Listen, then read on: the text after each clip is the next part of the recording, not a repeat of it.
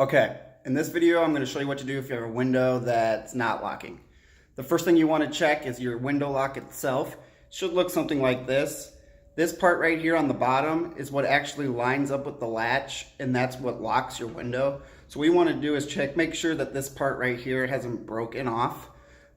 These parts break off sometimes if you go to open your window and then you forgot it was locked. This piece can break off pretty easily.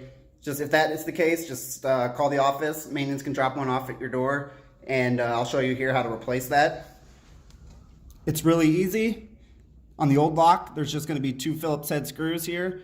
Unscrew these 2 screws, take the old lock off, grab your new lock, line up the same holes. You can use the same holes and the same screws if you want. Line it up, screw it back in, and that's how you replace your window lock. It's really simple. And then another thing that you can check if you're not getting your window to lock, if you notice your window locks aren't broken, everything's good there.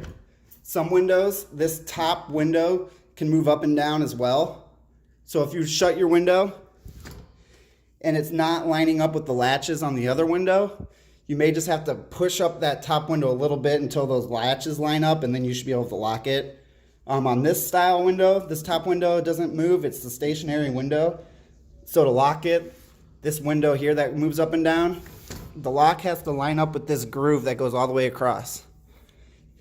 If you go to lock your door and it hits the top window and it's not going into that groove, sometimes what you need to do is just add a little bit of pressure to the window so it can line up and lock right. And then you'll do the same thing. You put a little pressure, make sure it lines up with that latch and that groove so it locks. And then your window will lock. If for some reason you can't get it to lock, you may have to put a little bit of pressure. That's normal. That just gives you a good seal when it is closed and locked, so you don't get any drafts that come through.